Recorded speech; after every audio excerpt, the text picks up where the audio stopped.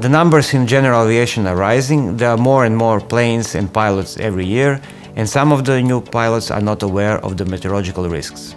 General aviation flies in the lowest part of the atmosphere, where most of the dangerous meteorological phenomena happen. But quite often we are talking about least experienced pilots flying on the weakest airplanes in the most dangerous part of the atmosphere.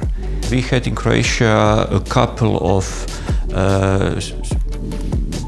accidents in aviation, in general aviation, with fatalities. The main cause of these accidents were in fact bad weather.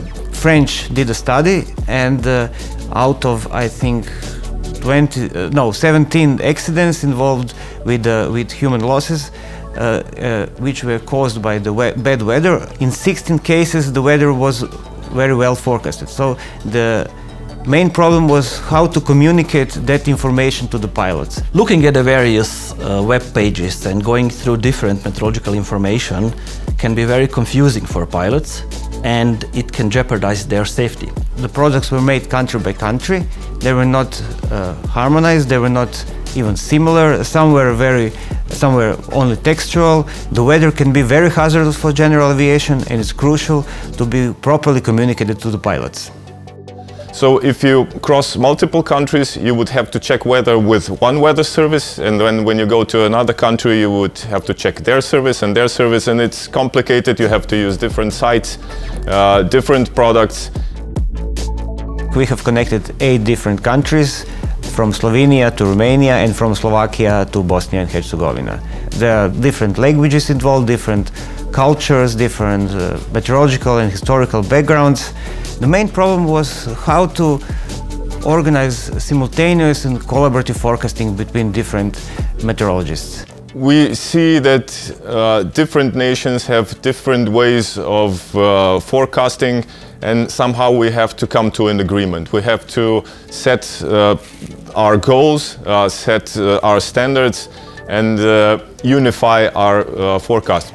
With our partners, we have applied to INEA CEF Transport Call in 2016, and we are very happy and proud that the project was recognized and we got EU funding in the amount of 85%. Egafor is the global, uniform and user-friendly forecast for the general aviation. With this product we will offer the users one-stop shop to get information for all partner countries. The main challenge was to produce an application that will be easily usable by forecasters on the one hand, and on the other hand by the pilots. After the project ends, for the first time over a pretty large part of Europe, there will be available joint, harmonized graphical forecast. On the other hand, for us forecasters, it's important that we will finally have a system that enables us to focus on forecasting met elements, especially hazardous met elements, instead of issuing various products with the same or similar content. The Egafor was developed on basis of users' needs in a collaborative way. We are proud of being part of this innovation that will enhance the safety of flights.